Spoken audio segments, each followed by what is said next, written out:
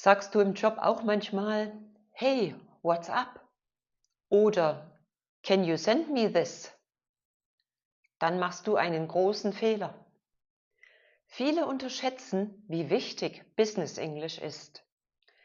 Aber keine Sorge, heute zeige ich dir die wichtigsten Unterschiede zwischen informellem Englisch, also Informal English, und Business English.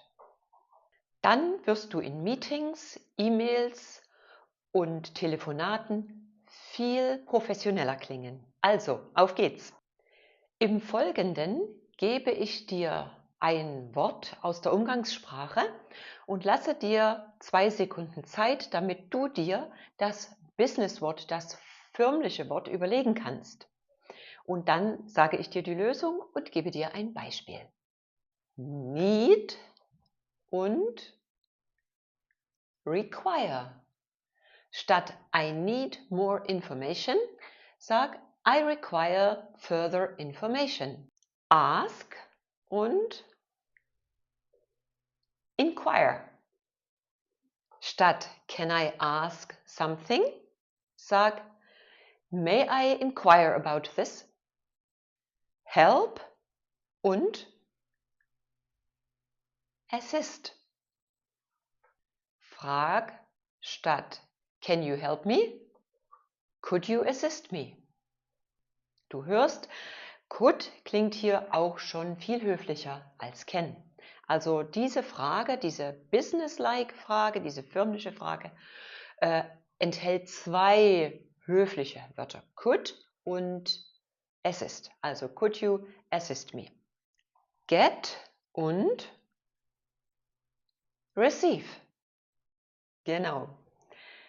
Frage statt did you get my email? Did you receive my email? Give und provide. Genau. Also, I will give you an update oder besser, I will provide an update. Tell und inform. Genau. Statt I want to tell you about, sag I want to inform you about. Oder noch höflicher, I would like to inform you about. Bevor wir weitermachen, würde ich dich gern auf meine Seite verweisen. Und wenn du dein Business English verbessern willst, dann buch dir gerne einen Termin mit mir. Wir unterhalten uns und ich schaue, wie ich dir helfen kann, um dein Englisch einfach professioneller zu machen. Okay, weiter geht's. Fix und resolve. Statt we need to fix this problem, sag we need to resolve this issue. Check und verify. Verwende statt I will check the details, I will verify the details. Deal with and handle. Statt I will deal with this situation, sag I will handle this situation. Übrigens, vermeide in E-Mails sorry. Statt sorry for the delay in answering your email, sag lieber thank you for your patience.